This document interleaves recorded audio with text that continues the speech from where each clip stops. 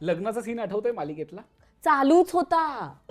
किती 5 दिवस केले चालू का आपण? होतं. कारण की तो सगळ्यांच्याच लक्षात राहणार होता. हळद, मेहंदी, संगीत आणि लग्न. त्याच्यानंतर साखरपुडा. पाठवणीचं गाणं, साखरपुडा पाठवणीचं इट गाणं. Was actually a what you say Indian काय फॅट वेडिंग काय म्हणतात आपल्या इथे, मला बिग फॅट वेडिंग. या इट वॉज लाईक दॅट.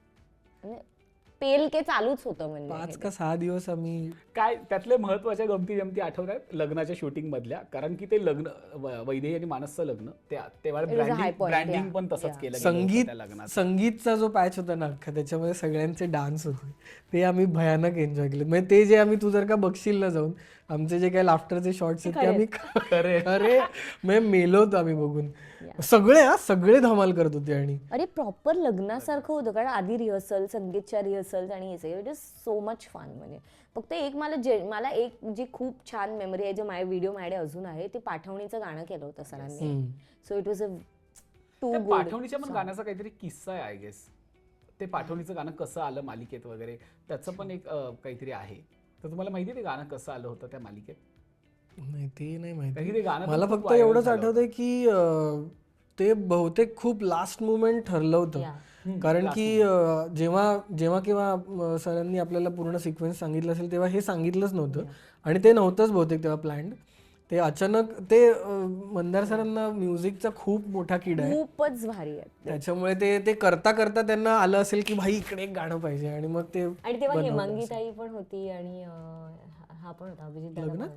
त्या गाण्यात आहे हेमांगीताई. हो का? या तो पाठवणीचा क्षण खूप गाजलाही होता कारण की वैदेहीची पाठवणी होत होती.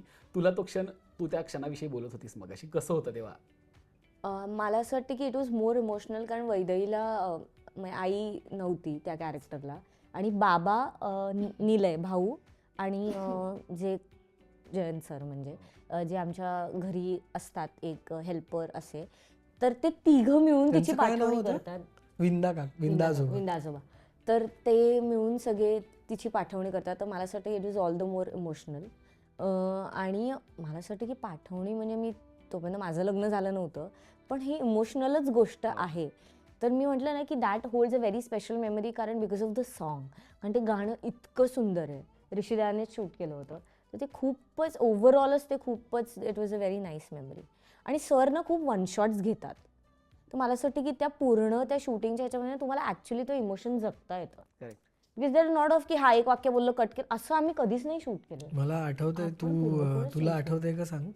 तू एक क्लोज करताना एक्झॉस्ट ब्रेकडाऊन झाली. झाली आणि मी पडले आणि आत गेले आणि मी ब्रेकडाऊन आणि रडले. एक्झॉस्ट. आणि ते त्याच तू चालू शॉट मध्ये अशीच माझ्या समोर पडले अशी डायरेक्ट खाली गेली. म्हणजे पाठवणीच्या वेळी?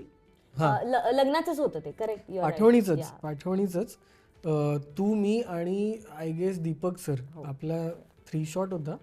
आणि एवढा क्लोज लागलो आणि डोळ्यातून त्याचं पाणी कटिंग यायचं. चालू होतं आणि तो शॉट मिळत नव्हता. त्याचे बरेच रिटेक्स झाले आणि तू ऑलरेडी खूप रडली होतीस. त्याच्यामुळे हिचं हे टाकी संपली होती बहुतेक.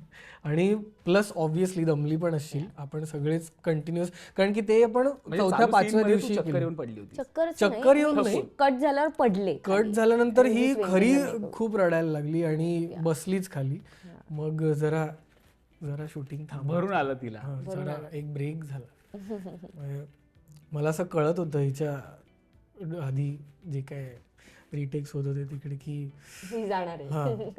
म्हणजे बऱ्याच गोष्टी आल्या असतील अशा एकत्र, आणि ते झालं असेल.